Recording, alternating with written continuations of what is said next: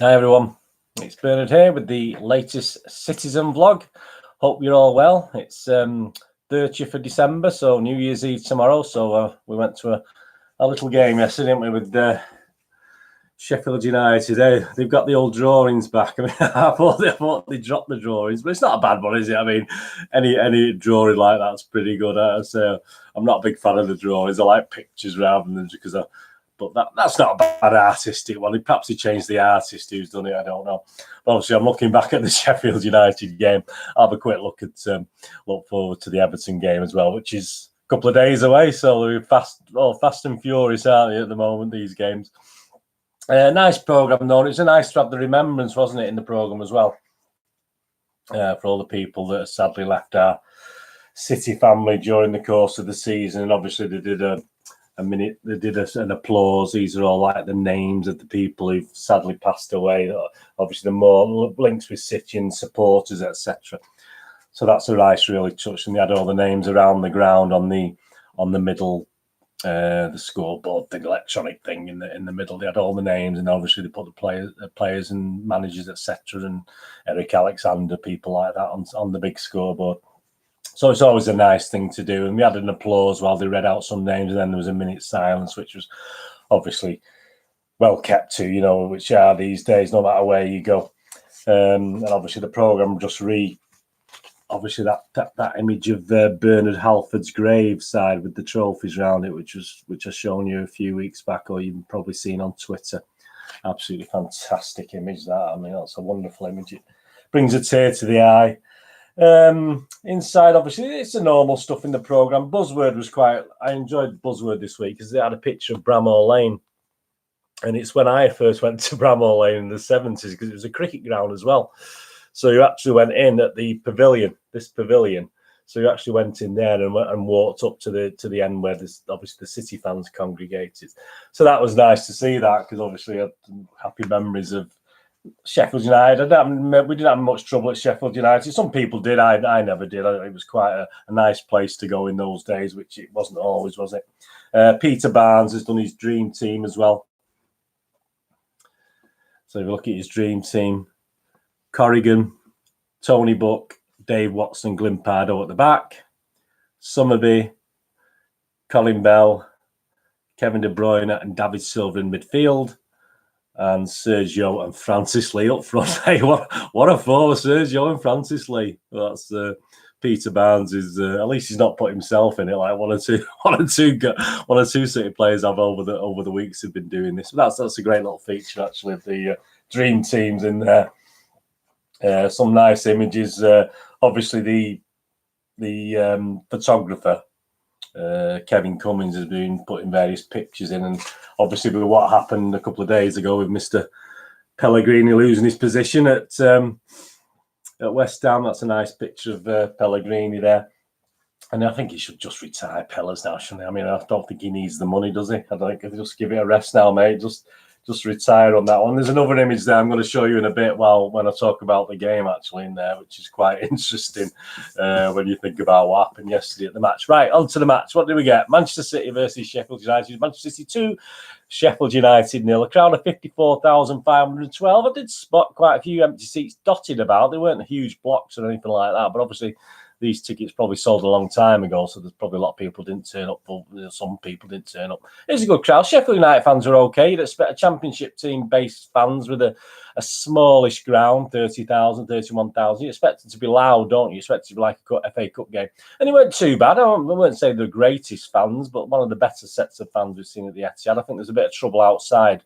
On Twitter, there's a couple of people saying some Sheffield United are trying to cause trouble, but don't bring your championship crap to the Premier League, lads. Just calm down, because we've sort of tried to get past that. I mean, obviously, can't really say that after the derby recently, can we? But no, that was unnecessary. But they did all right, the Sheffield United fans, but the City atmosphere was okay. I mean, it wasn't. I mean, I was in the singing section. It wasn't the loudest. It was okay. It's been worse, but you've got a lot of day visitors, haven't you, for Christmas games as well. So you have to take that into account.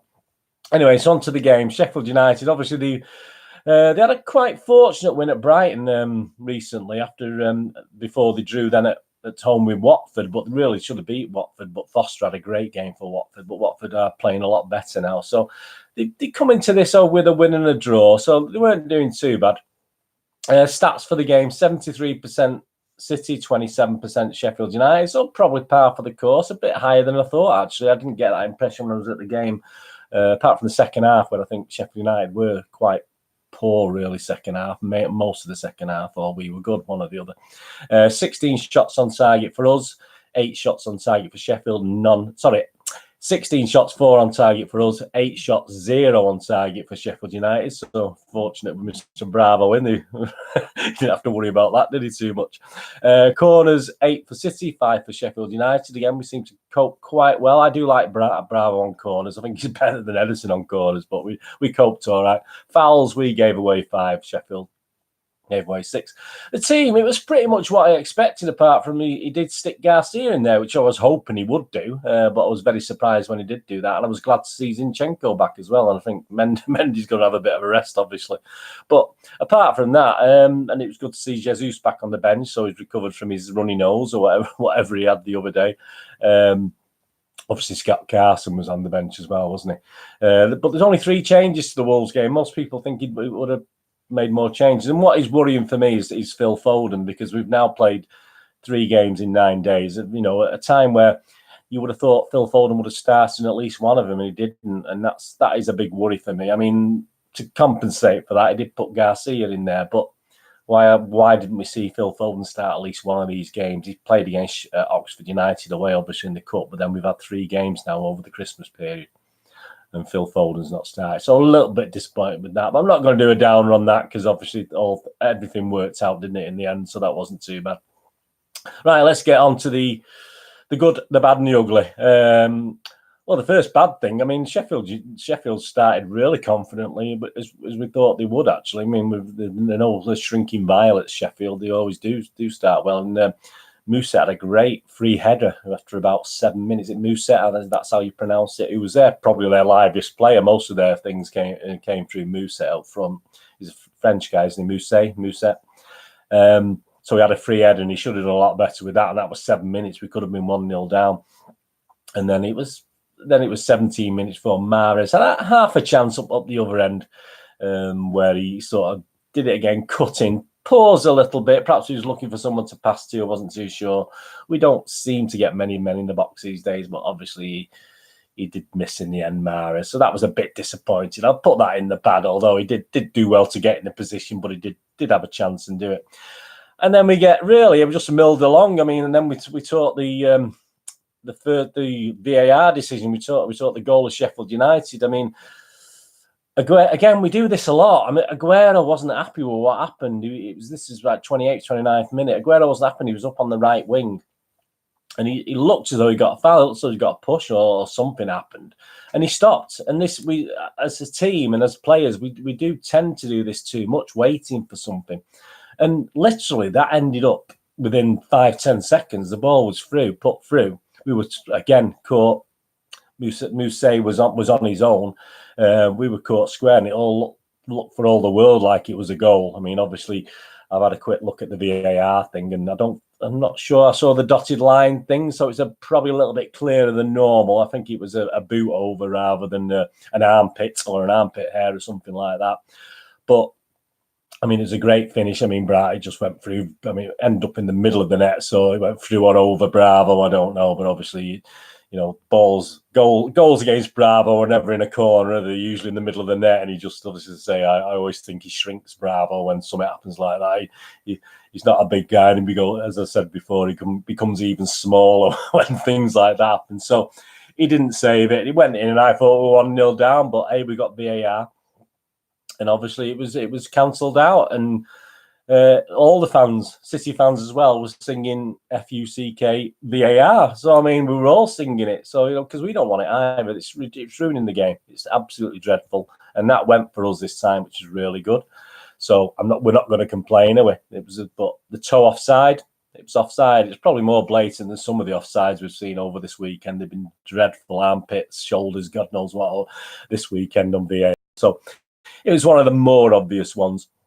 So I'm putting that as a bad, because it's a bad goal, and it was bad that VAR intervened. But I mean, it was good in the end for us, but it certainly didn't wake us up because we didn't improve any. And on 41 minutes, Mousse had another great chance, and it was just poor finishing that meant we didn't go a goal down. So, I mean, that was really the story of the first half. City were pretty dreadful. I mean, I don't think Sheffield were anything fantastic. I just thought we were awful. And if you think about the Leicester game, and obviously we played, when we got our first goal, we got an element of luck, didn't we? So we go into the second half, obviously Pep's not making any changes. And on 52 minutes, we do get element of luck, but it's obviously not this time a deflection as such. It's this, we didn't know in the ground really what had happened. They were complaining to the referee. Obviously, it was a KDB assist and a great Sergio goal. It seemed to go through Henderson. I forgot to mention, obviously, Henderson in the first half when they scored was obviously, we're up the south stand, so he was obviously celebrating with all the Sheffield, really giving it, really going like that. So, run over to Sheffield. So, obviously, it's obvious to say he got some stick for the rest of the first half and got a bit of stick at the end of the game as well. So, anyway, because he'd been on United's books, that was bound to happen, was it? But that was a bit of fun when the VAR. At least that was a good thing because we could take the mick of him a little bit when the goals this loud. Anyway, yeah, onto the Sergio goal. Fantastic goal. Seemed to go through Henderson, and he's an okay goalkeeper. There's a lot of bang average goalkeepers, in my opinion, in the Premier League at the moment. There really are some really poor goalies, but it sort of went through. But it was a great goal. I mean, Sergio.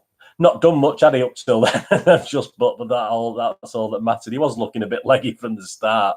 I was surprised, but hey, we needed that, didn't we? And it was all to do with the referee, wasn't it? I mean, the ball was played out, and the Sheffield United the referee was in the way. He ended up playing it back for KDB, who quickly put through Sergio Aguero. So, because the referee hadn't touched it, there's nothing by the laws of the game that they could do about it. I mean, I looked at Keown last night and he was saying, obviously, well, there's such a thing as fair play and all this sort of thing. And I thought, well, and it brings me back to the programme, actually. So, I mean, it sort of took a long time to work its way around, didn't it? But there was a piece on the programme in the January 2008 where City conceded a goal and there was all balloons, etc. and stuff on the pitch. And obviously, it was confusing where the ball was and we conceded a goal. So perhaps we should have been fair play and said, no, that's not fair. So it's took over 11 years, but perhaps that was payback yesterday for that incident, obviously at Bramall Lane all those years ago. So hey, no, I mean it's not part of the. Perhaps the rules need change, perhaps the laws need changing, but how many laws are we going to change now? But no, I mean we carried on playing. I don't think Sheffield United stopped particularly. It's just it was so quick with KDB and Sergio Aguero. And we got that little bit of luck, didn't we? So that was all that mattered. I thought a bit of an onslaught from Sheffield then, but it never came, really. Sheffield United, I thought, were quite quiet at the second half until right at the end. 62, we had Gundogan came on for Bernardo. I don't think Bernardo's better. I think Bernardo's been playing quite well recently. I don't think it was one of his better games yesterday.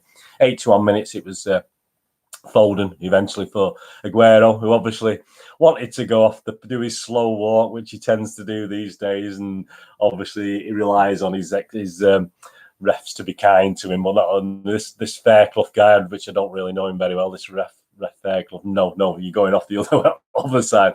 So, and I must admit, if I was Aguero, I would have walked towards the south stand, even though it was longer, so I could have had a laugh at walk past the Sheffield United fans. I wouldn't, but that's me. That's how I would have acted. But obviously, as Sergio strolled around past the family stand, obviously on 82, we had the KDB assist. It was a great goal. I mean, great little one. Mahrez had fed KDB. KDB refed Mahrez. Then KDB fed Mahrez and Mahrez fed KDB, and it was a great goal by KDB. And Henderson again was flat-footed, didn't know what, just went in the opposite corner to where he thought it may have been going. And obviously Sergio was still on the touchline, so his arms were up before he even scored. If you looked at Twitter, there was images of it, and obviously he came back on to celebrate. So we're probably going to be docked points now, and have to replay the game behind closed doors for that. And there must be probably some law that subs not allowed to come back on the pitch even if a goal scored. So I'm expecting something in dispatches to be mentioned that we're going to get done for that by the FA. Well, it wouldn't surprise me. But a great goal. I mean, that killed it. I mean, even I did predict 2-1 before the game. So obviously we had Jesus on for Sterling right at the death. And then obviously we had the Sheffield United hitting the post. I'm not sure, he looked a bit close to offside. I checked again on Match of the Day. I've not had a check of the highlights on the City app today, but it looked very close for offside. But I don't know, Bravo obviously didn't come off his line, which is usually okay at, to be honest with you. But for me in the South Stand, I thought that was in, and it hit the inside of the post, and you would have just imagined it nestling in the net, but it spun out in a funny way. It was really weird. But so yeah, that was the only thing they offered Sheffield United really the second half. They may have had something else, but I can't remember. So yeah, I mean, overall, I think City just about deserved it, but we weren't great, and I don't think Sheffield United. I think they're tired. I think both teams looked a little bit weary, and I think obviously a lot of teams are, weren't they? That meant Sheffield United dropped to 8th now, so they're out of the top 6. But no, I like Sheffield United. They're playing really well. I like Chris Wilder's doing really well, but I didn't think they were overly fantastic yesterday. So let's have a quick look at the Stuart Brennan player ratings, and I'll give you my player ratings quickly on that. I think the other night he was saying 2 players absolutely ruined it for City in the Wolves game. He's actually saying 2 players killed it for MCFTD in a positive way. But as you'll see from his scores, it's quite unusual. I mean, he was all 8s and 9s all over the place the other night, which I thought was quite funny when I was doing his reviews. But on this, he's not. He's more low key with his scores on this one. I've actually scored a few players higher than he did. Kevin De Bruyne was running on empty, but still came up with a goal and an assist as Manchester City beat Sheffield United. Yeah, I mean, that's probably well said, actually. Right, let's go. Claudio Bravo, Stuart Brennan never looks convincing under crosses and was easily beaten by Mousse's disallowed strike, but generally okay. He's given him a 6. Yeah, I mean, I disagree with Stuart. I think he's better at crosses than Ederson, but he's not great, but he's better than Ederson, you know. Yeah, but I give him a 6 as well. I can't do it. He didn't let anything in. He didn't, he was okay. He was there, wasn't he? he was there, whether it was a hologram or not, at least he was there between the sticks. Kyle Walker charged forward against his boyhood club, but to little effect. His flank was tied up well enough, nonetheless. Kyle Walker, he's given him a 7, Kyle Walker. Yeah, I mean, I give him 6.5. As you know, 6 is for turning up him, unless we have a really great game, then everyone gets a minimum 6.5, or 6 is for turning up. I give Walker 6.5, but Stuart gives him 7. Eric Garcia, his first Premier League start showed the lack of pace with which he will have to cope, but he did some good work. Stuart's only given him a 6. I thought that's a little bit mean for Garcia. I thought he played quite well. Yeah, we know he's got a lack of pace and height for a centre-half, but he has a bit of a head on him. And a couple of times when I was at the South Stand in the second half, you could see him thinking. There was one where the ball was crossed over, and he knew that the guy behind him wasn't going to get it. He just knew it was going to go over his head. So he didn't panic. And I mean, I always imagine him Otamendi in that position would have panicked a little bit, but he just casually repositioned himself for what was going to happen after the ball had missed this guy. So he didn't panic at all. And that's why I was quite impressed with Garcia. So I give him a 7. Stuart's only give him a 6. But he played well, and I think he deserves a few more games based on that yesterday. Fernandinho, another City defender with minimal pace, but his control at the back served the Blues well. So again, he's giving him 6. I mean, again, I thought Werner played really well. As I said, we didn't really have that much to play second half. First half, we got caught, didn't we? So perhaps I've been generous giving Fernandinho a 7, but I'll give him a 7 for yesterday. Zinchenko, caught by Music's movement for disallowed goal, but linked up well going forward. All is his strength. 6. Yeah, we know that from Zinchenko. I mean, I give Zinchenko 6.5. I think we looked a lot better on the left, and we're going to make errors. We're going to be caught out occasionally. It's only when we get caught out time and time again, or make mistakes time and time again. So I give him a 6.5. Stuart give him a 6. Rodri's distribution eye for an opening was City's best weapon in a tight game. Solid defensively too, and he's given him an 8. He's given Rodri an 8. I mean, again, I've given him a 7. I thought Rodri played pretty well, but I wouldn't go as far to give him an 8. But yeah, he played okay. Kevin De Bruyne looked extremely tired at times, but dug deep and came up with the assist for Aguero and a killer second goal. Again, he's given Kevin De Bruyne an 8 as well. I mean, I again have given him a 7. I understand what he's saying. I might push that to a 7.5, but I have given him a 7 because, yeah, he probably is looking tired. But I thought he could have done more against Wolves the other night, and I was quite impressed. But 7's a good score. I mean, I'll stick with 7 with Kevin. I'm not going to go mad. Bernardo has to go again, and he looked well below par, especially after his super efforts at Malu. No surprise he was subbed early. Yeah, I mean, the fatigue from the Wolves game was there to me, even though some past City players on interviews I've seen are not very kind. We used to play Boxing Day and then couple of days after, what's up with them? Money they get paid, you know, it doesn't matter how much money you earn, does it? It's mental as well. It's mental physiology as well as physical, you know, and obviously the game's changed a lot, even in 10, 15, 20 years. So he's give Bernardo Silva a 6. Yeah, I mean, Bernardo, I give him a 6 as well. He wasn't, as I said, I think he's been coming back to a little bit of form recently, but it wasn't his greatest game, but it was a hard game, so I give him a 6 as well. Riyad Mahrez missed a great first half chance, but put in a strong defensive shift when it was needed in the second half. Yeah, I noticed that in the second half. He's given Mahrez a 6, so I mean, I've actually given Mahrez a 6.5. He did actually defensively. I did notice him in the second half, which I don't do a lot of. So that was great because obviously we were tired and he did put it in. So all credit to Mahrez for that. Sergio Aguero quiet for so long, and then when De Bruyne fed him, he pulled the trigger to score the winner. So Stuart's given him a 7. I'll give him Aguero a 7 as well. As I said, that was pretty much all he did all game, and he did look tired, even though he's not been playing, but he's coming back from injury, isn't he? So there you go. Raheem Sterling looks like a player badly in need of a rest. Poor decisions, slack passing and conceding possessions. Raheem Sterling, I mean, he's given him a 5, Stuart. I mean, I nearly give him a 6 because we did win the game, but yeah, I've given him a 5.5. Sterling, he needs Gene up, you know. He just needs taken out the firing line. He continues to play him. And I don't think he should, you know. And again, that's another thing. We're not playing forward, and he shouldn't keep playing Sterling because he's not offering anything. I mean, you know, we're just hoping he'll work his way through it, but he's not, unfortunately. So the subs, Gundogan is giving him a 6. Help tidying up. Yeah, I mean, Gundogan didn't do anything right, do anything wrong particularly. I give him a 6 as well. Phil Foden is giving him a 6 for the 15 minutes or so he was on the pitch. I mean, I wouldn't normally rate Phil Foden. He wasn't long enough, but you're going to have to give him a 6 for turning up, aren't you, on that one? So there you go. A 2-0 win against Sheffield United. We're back into second now. We're still behind Leicester. We're safe now, aren't we? 41 points. We won't be getting relegated. We're safe from relegation. I did start a song that no one joined in with me, so it's a right prat. But it's all good fun. And my son said probably no one realises. Well, last season they were singing it when we were doing really well. You know, they were all happy when we got to 40 points. So anyway, it doesn't matter. Right, quick look at Twitter before we have a quick look at the Everton game. Liz Chapman on Twitter. Let's have a look what she said. Yeah, I mean, she was on about the foul on Mendy, Wolves, where he was lily-livered, obviously, and people saying it was a foul, and she's saying it's a foul, but he had an age to clear before that. We were rubbish, or words to that effect. Not good enough this season. Liverpool have been different class. Don't try and argue anything else. Champions League, Domestic Cup, let's have a go. And that was that Lizzie Chapman. Yeah, I mean, Lizzie Chapman speaks her mind, but... yeah, I mean, I'm of the agreement. Yeah, it was a foul, and we were poor. But because we're poor, does that mean we have to accept fouls against us because we're poor? I mean, I don't understand the logic of that. Other teams can be poor and get away with foul, you know, being given us a foul, but because it's City, we don't get it. So I'm a bit annoyed at that. I mean, my son disagrees with me, but I think that anyway. I think just because we're rubbish, just because we're a rubbish team, doesn't mean we have to accept being fouled. Yeah, Mendy was an absolute idiot and a waste of space, but it doesn't mean he can get fouled. You know, if he had a bit more oomph about it, it would have been all right.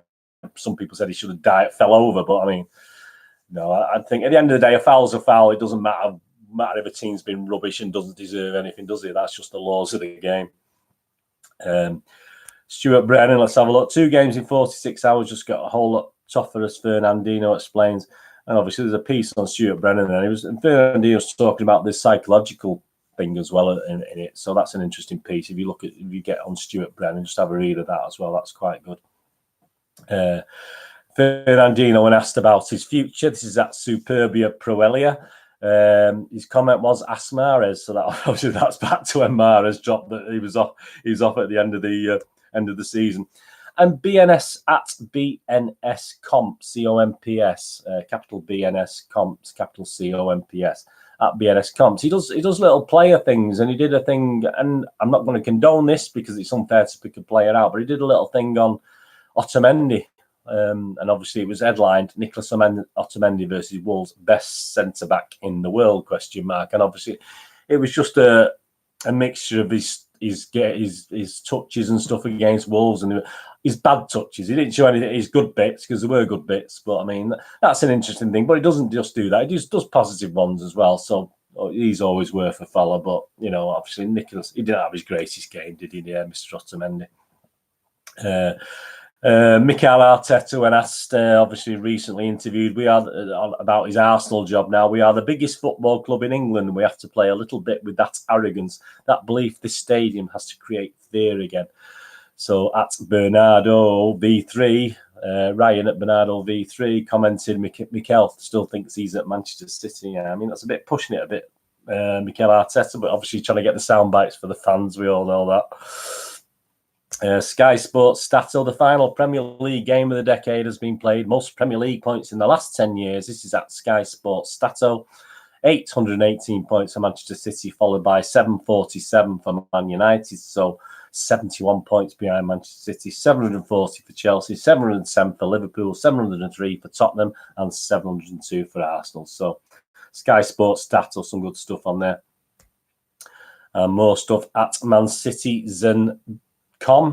At Man Citizens, this is Sergio Aguero has scored the 1,000th top division goal of Pep Guardiola's managerial career.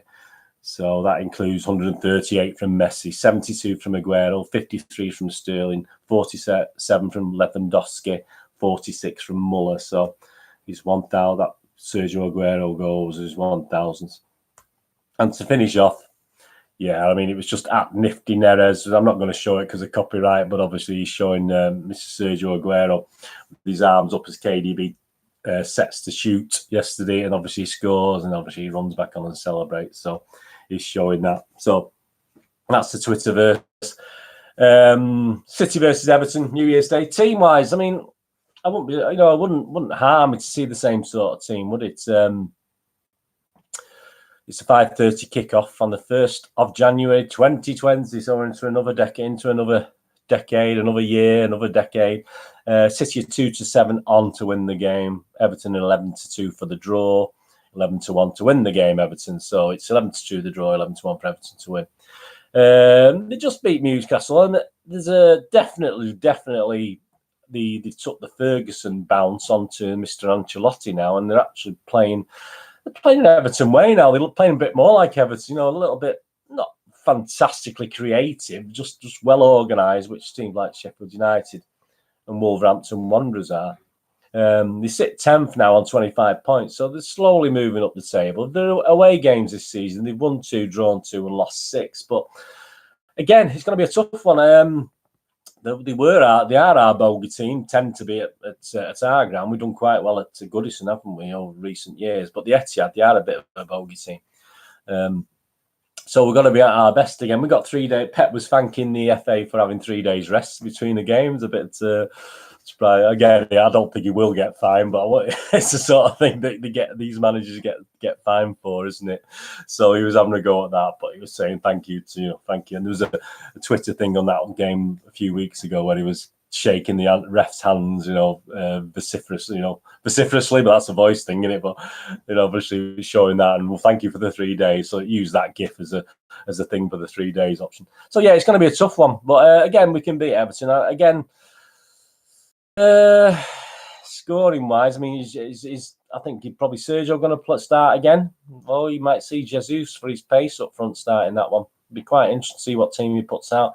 Similar team today. It wouldn't surprise as long as everyone's recovered. We don't know if David's coming back. I mean, we thought we hadn't missed David, didn't we, when he first went off? But we certainly missed in the last couple of games his creativity there, and perhaps Bernardo needs a bit of a rest. Sterling definitely needs a rest, but we are limited, aren't we? We aren't limited to what we do. I thought Gundogan to start yesterday, which he didn't. So he'll probably start Gundogan against Everton, I would have thought. But I can't see Otamendi coming back, and I can't see Mendy coming back, and I can't see Cancelo playing.